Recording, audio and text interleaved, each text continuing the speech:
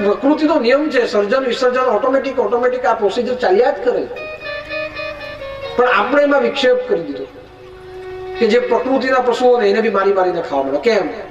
ધર્મને વચ્ચે મૂકીને અમારા ધર્મમાં ચાલે, પણ ધર્મમાં કઈ નથી ચાલતું. આપણા સ્વાદને કારણે આપણે આ ધર્મને આગળ મૂકીએ. ઘણા વર્ષો આગળ આવી બલિ પ્રથા જયારે ચાલતી હતી ત્યારે એક વસ્તુ એવી બની, ગાંધીજી કોઈક જગ્યાએ ગયા, ત્યાં અસહકારનું આંદોલન ચાલતું. તો ત્યાંના ગામડેના લોકો બલિ ચડાવવા માટે એક બકરાને પકડી લાવ્યો અને બકરાને મૂક્યો અને બલિ ચડાવવા જાય. ગાંધીજીએ જોયું, ઉભા રહો ભાઈ, કેમ? એમ કે નહીં, આ નહીં કરી શકો, તમે બલિ નહીં ચડાવી શકો. તો નહીં, અમારામાં તો પશુ બલિ ચડાવવી એ રિવાજ છે. તો ત્યાં ગાંધીજી કે એ પશુ છે ને, તો હું પણ આ દુનિયાનો એક પશુ છું, હું પણ પ્રાણી છું, એ પણ પ્રાણી. તમારે બલિ જ ચડાવી છે ને, અને એ પ્રાણીની જ ચડાવી છે, તો હું પણ પ્રાણી છું, એ પણ પ્રાણી છે, એને રહેવા દો ને મારી બલિ ચડાવી દો. જેટલું રક્ત મારું વાવવું એ વાવો, હું અહીંયા તૈયાર છું. પેલા લોકો ના પડે ને, એ તો જાનવરનું જ રક્ત જોઈએ. તો ગાંધીજી કે રક્ત તો બંનેનું સરખું જ છે, લાલ છે. તો રક્ત સાથે જ જો સવાલ, બલિ સાથે સવાલ છે તો એની જગ્યાએ મને મૂકો.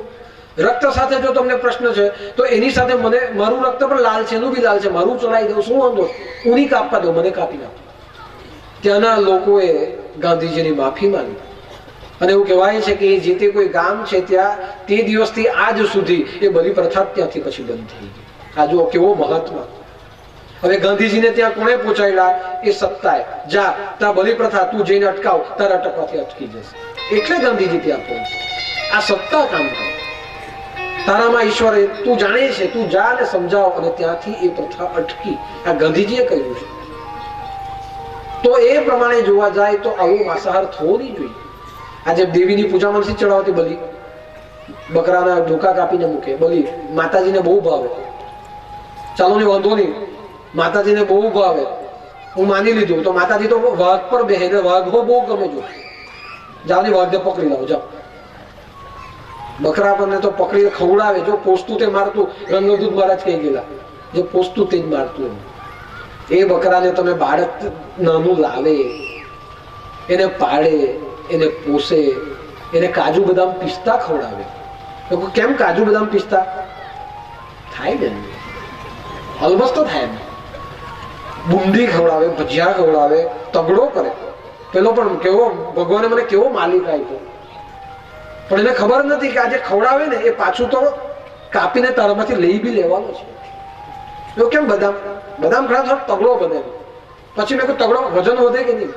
પછી ચડાવી દે તો બરાબર મળે કે નહીં? પૌષ્ટિક મળે નહીં. સાલો ખવડાવો છો તો બી પોતે ખાવા સારું પાછું. તો આવું બધું ખવડાવીને તગડો કરે, એને પુત્રની જેમ ઉછેર કરે, અને પછી ભગવાનના મંદિરમાં લઈ જાય. અને તમે જોજો, જ્યાં બલિ ચડતી હોય ને ત્યાં જોવા જજો સ્પેશિયલ.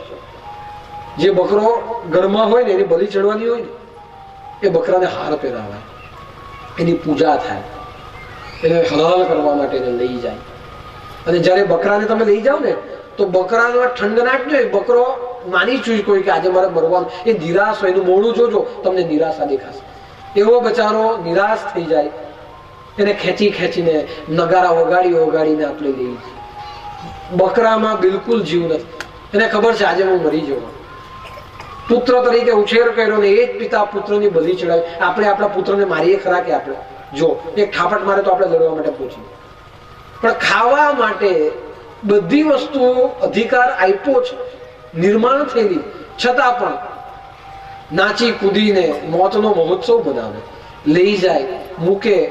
બકરો એક અવાજ નહીં બોલે, એક જ ગામાં છૂટો કરીને.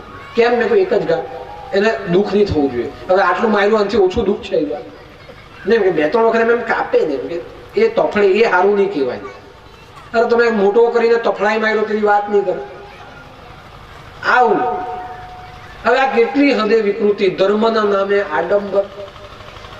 અને જેને ઉપનિષદ ને વેદ જાણ્યા છે તે તો આ બધી વસ્તુથી દૂર હટી જાય. નહીં, આ ચાલે જ નહીં, ચલાવવું જ નહીં જોઈએ.